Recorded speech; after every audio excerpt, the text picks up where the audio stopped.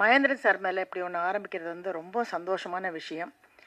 ஏன்னா நான் வந்து என்னுடைய வாழ்க்கையில் ஒரு லவ் மேரேஜ் பண்ணி ஒரு குழந்தை பெற்று ரொம்ப ஒரு கஷ்டமான ஒரு நிலைமையில இருந்தேன். அப்போ தான் வந்து சினிமா இண்டஸ்ட்ரி ஃபுல்லாகவே வந்து பெண்கள் ஒப்ளைஜ் பண்ணாதான் வேஷங்கிற மாதிரி ஒரு பரிமாணத்தை நோக்கி போயிட்டு இருந்துச்சு. அப்போ மகேந்திர சாரை போய் நான் பார்த்த உடனே எந்த வித எதிர்பார்ப்பும் இல்லாமல் எனக்கு ஒரு வேஷம் கொடுத்தாரு. அந்த நன்றியை வந்து என்னால் மறக்கவே முடியல.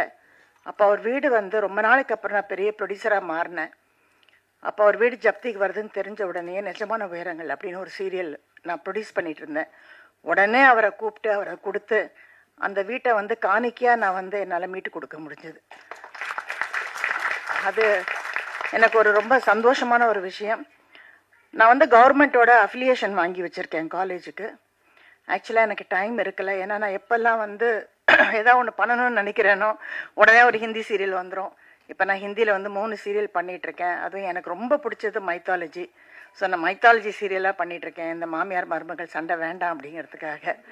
ஏன்னா அதனால் ஜனங்களுக்கு நமக்கு சொல்கிறது எந்த விதமான நல்ல விஷயமும் கிடையாது. ஸோ அப்போ கண்ணன் சார் சொன்ன உடனே நான் சொன்னேன், சார் அஃபிலியேஷன் வந்து என்கிட்ட இருக்குது. நான் சொல்லலை, இப்போ இங்கே சொல்கிறேன். அஃபிலியேஷன் இருக்குது. ஸோ உங்கள் ஸ்டூடெண்ட்ஸுக்கு கவர்மெண்ட் சர்டிஃபிகேட்டே நம்மளால் கொடுக்க முடியும். அது மட்டும் இல்லை, இதை வந்து இன்னொரு விஷயமா நான் சொல்லணும். எனக்கு ரொம்ப நாள் ஆசை, Balu Mahendra sir, Mahendran sir, Balachander sir, இந்த மாதிரி ஒவ்வொருத்தர் பேர்லையும், சாந்தராம் அவர்கள், குருதத் அவர்கள், இப்படி எல்லார் பேர்லையும், சத்யஜித் ரே அவர்கள் ஒரு award, pan India award function ஒன்று நடத்தணும்னு எனக்கு ரொம்ப ஆசை. வருஷம் நடத்தணும்னு. ஸோ நான் கண்ணன்ட்ட சொன்னேன், இவ்வளோ நல்லா பண்ணுறீங்கன்னா please conduct an award function. And அதுக்கு தேவையான ஃபண்ட்ஸ் பூரா என்னால் கொண்டு வந்து தர முடியும். அதை நல்லபடியாக நம்மளால் பண்ண முடியும். பட் எது ஒன்றையும் நம்ம ஒழுங்காக பண்ணணும். சும்மா ஒரு இவங்களா டிசைட் பண்ணிட்டு 30 நாளில் வந்து டிசைட் பண்ணிட்டோம் 30 நாளில் கொண்டாங்கன்னா பாம்பேலாம் அப்படி நடக்கவே நடக்காது. நம்ம ஒரு சிஸ்டமேட்டிக்காக ஒன்று பண்ணி கார்ப்பரேட் ஃபீல்டுக்கு எப்படி வேணுமோ ஒரு 6 months 1 year மாதிரி அதை கரெக்டாக நம்ம பிளான் பண்ணி பண்ணோன்னா நெத்தடி மாதிரி எவ்ரி இயர் செய்ய முடியும்.